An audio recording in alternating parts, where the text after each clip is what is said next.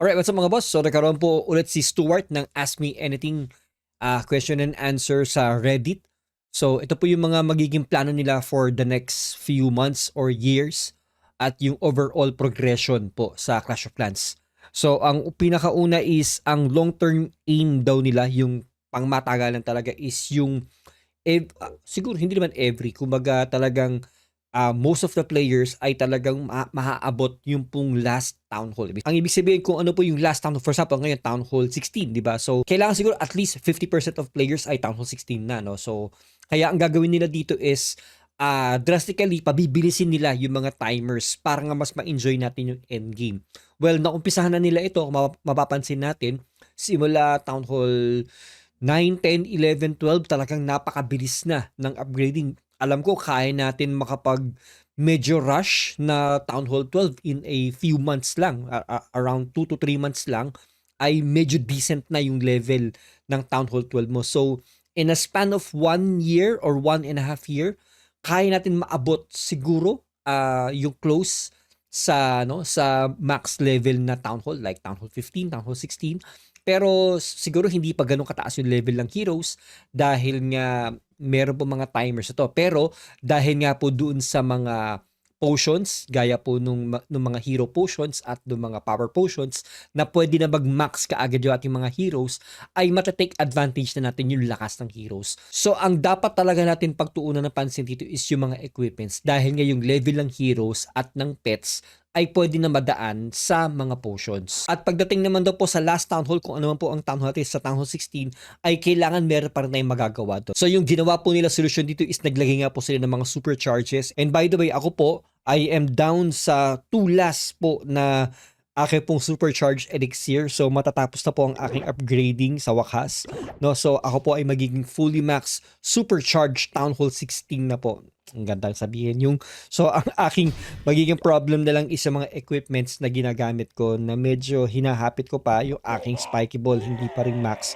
Hanggat maaari kasi ayokong gumastos para sa ores, gusto ko talaga i-farm lang siya, kaya talagang yan lang yung ating na kukuha asa ngayon. Next is, wala daw po sila magiging plano for clan capital or builder base update for this year. So maaaring 2025 na po ito magkakaroon ng update. Well, medyo nakaka-bore na sa ating clan capital. Gaya po sa amin, kami po ay fully maxed na clan capital na. Talagang parang napuput into waste na talaga yung aming mga clan capital gold. So meron kaming secondary clan, doon na lang namin nilalagay muna yung mga aming mga capital gold. Sana merong parang storage dito, no? Merong guild storage ng clan capital gold. Sana lang naman hindi naman nila sinabi magkakaroon nito. Pero sana magkaroon ng clan capital storage. Tapos yung leader lang ang pwede mag-upgrade ng mga dapat i-upgrade dito, or pwede rin siguro yung co-leader. Well, magandang idea siguro yun. Kayo, sa tingin nyo. Next is, wala na raw pong susunod na level ng mga archer towers at cannons. So meaning, hanggang dyan na lang po. So yung max level na po ito at Town Hall 15 at hindi na po ito magkakaroon pa ng next Town Hall. Sa Town Hall 17, ang susunod na mangyayari ay puro ricochet cannon na lang at yung multi-archer tower. So, ang gagawin pa nila ay magdadagdag pa sila ng isa pang cannon simula Town Hall 17 probably, or hindi ko pa alam, wala pa kasing pinapakitang update about Town Hall 17. Pero magkakaroon talaga ng Town Hall 17, totoo po yan. Yun nga, simula Town Hall 17 ay puro mga merge archer towers tsaka ricochet cannon na lang po ang makikita natin doon.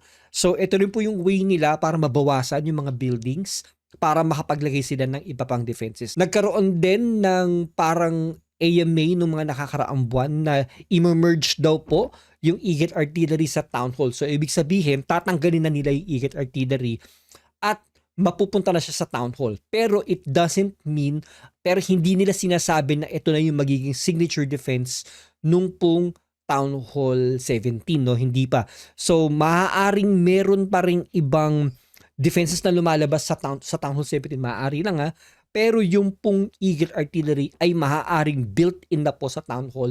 Very similar po sa Clan Capital. Okay, magkakaroon daw po ng changes sa defenses nga sa Town Hall 17 at talagang maiiba daw ang meta when it comes to defenses, no? So, yun ang aabangan talaga, Ako actually, I am pretty excited dito sa gagawin nilang defenses sa Town Hall 17. Pero hindi naman nila pinapangako magiging super hirap nito, pero mas magiging fun. Magkakaroon tayo ng deeper understanding kung paano natin masa-strategize yung pong ating pagde-defense.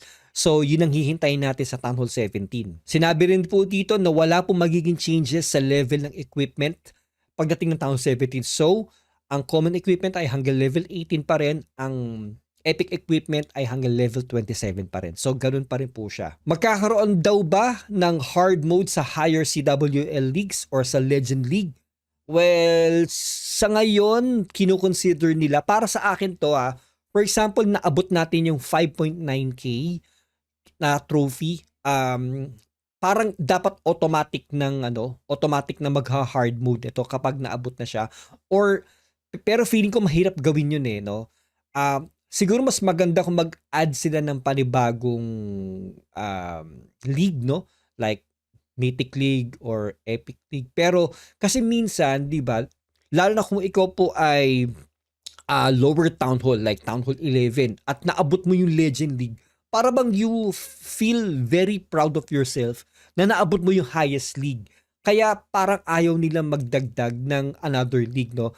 Pero kung kaya naman nilang gawin na hindi dadagdagan ng panibagong league, pero kapag naabot mo yung certain trophy count, for example, nag-reset yung Legend League Day at ikaw po ay napunta sa 5.9k, ay automatic naka-hard mode na lahat na makakalaban mo at yung aatake sa'yo. So, sana nga magawa nila yon. Pero at magandang idea yon kasi talagang doon natin makikita yung mga mas skilled players. Plus, sana mas maayos pa nila yung matchmaking dito kasi meron mga times na nangyayari na nakakaroon tayo ng free win dahil nga minsan hindi na kukumpleto yung defenses natin. Meaning, minsan 6 lang yung umaatake sa atin, minsan 7 lang, ganon. So, yung ibang players, anong nangyari na sa akin to yung mga around 5.9k ko nung nakaraang buwan, nagkakaroon ng parang added bonus noon dahil hindi ako nabawasan ng trophy. So, nagkaroon ako ng certain advantage at sana nga maayos pa nila ito. At ito talaga yung pinaka controversial, no? Yung using heroes while upgrading. Yun daw, ito actually medyo nagulat talaga ako. Yung daw pong Unlimited Heroes event in July ay hindi daw nag-increase in activity. No? So, parang the same lang din daw. Surprisingly talaga to kasi ako sa nakita ko, lalo na sa Philippines community, nakita ko yung pagiging active ulit ng players kasi yung mga nagko-comment sa live stream, sa mga videos natin, no, na sana gawin daw nila permanent. Pero according sa kanilang data, ay hindi daw ito talaga nag-increase drastically. So ibig sabihin, siguro nag-increase man, like what? 10% lang ang tinaas ng activity. So, hindi nga daw talaga parang naging maganda. Kaya, parang hindi na nila uulitin yung pong Unlimited Heroes. But instead, magdadagdag sila ng additional heroes. No? At yun ang mas maganda para sa akin. No? So, bakit nila gagawin ito? Para in case na ina-upgrade yung isang hero mo ay merong kapalit. Meron ako nabanggit ito dati sa aking mga videos na makakapagdala ka lang ng 4 na heroes pero dapat merong parang counter yung bawat hero ni. For example, upgrading yung king mo. Meron dapat kapalit na similar kay king. Like for example, prince, tapos princess, tapos gano'n, no? Parang kapalit. Pero dapat merong certain rule yung yung pong changing of heroes, 'di ba? For example, hindi mo pwedeng pagsabayin yung king at yung counterpart ni king, 'di ba? So, yung ganun na idea sana. Kumbaga, merong melee hero, merong range hero, yung nga po yung archer, meron pong magician, at meron pong Amazon. So, siguro kung magdadagdag sila ng heroes dito, 4 din. Makakapili tayo ng 4 lang talaga per attack. Parang pets, 'di ba? So, marami tayong pets, pero 4 lang din yung madadala natin na pets sa bawat attack. At speaking of pets, hindi sila maglalagay ng 2 pets per heroes dahil magiging masyadong OP yung pong pag-attack na yon. Magkakaroon din daw po ng rework sa trophy system. So sa ngayon talaga, gaya nga po sabi ko kanina, sa Legend League ay talagang hindi talaga maganda ang Legend League ngayon. Masyado na nagiging madali ang Legend League kahit na nasa higher Kung mapapansin natin ang ating Legend League, talagang wala, puro 100% dahil nga din dun sa sa ating pong event troops ngayon. Kapag talaga tumungtong ka ng mga 5.96k trophies, ang gagaling na ng players eh. Magkakaroon nga doon ng rework sa Legend League at sana nga talaga ay maayos nila ang Legend League. Yung tipong nangyari to dati sa akin nung Town Hall 15 days pa lang na nagfa-farm lang naman ako, farm lang ako ng farm, bigla ako napunta sa Legend League, no, na hindi ko naman talaga intended na mapunta sa Legend League. At yun nga, sana maayos nila na kung tipong hindi mo naman trip talaga mag Legend League, ay siguro meron silang gagawing system kung paano mare-resolve ito. Magkakaroon din daw po ng Barracks UI rework. Para sa akin, okay lang naman yung paggawa natin, pag-train natin ng troops.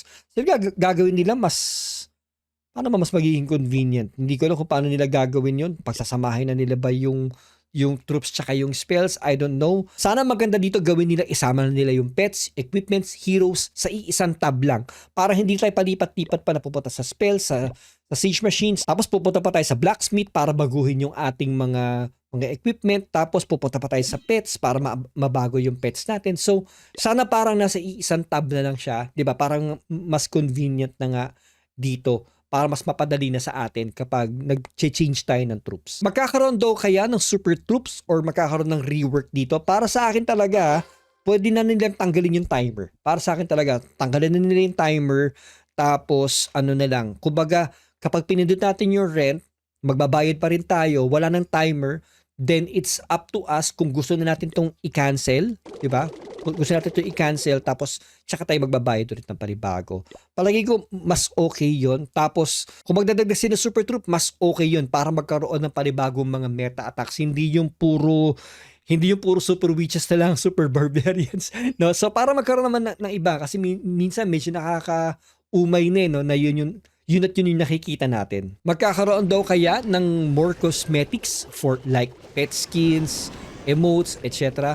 Sabi nila, yup, at some point. So, maaaring next year, kung mangyayari, excited ako doon sa mga pet skins, no? Pero para sa akin, mas maganda siguro kung yung pets nila is yung nag-i-evolve, no? Yung parang nakakaroon siya ng certain advantage na like additional stats, ganun na meron kang ifa-farm na certain resources like ores pero different, hindi siya ores, no?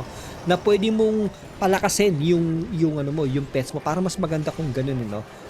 Rather than pet skins. Pero maganda naman din yung pet skins, no?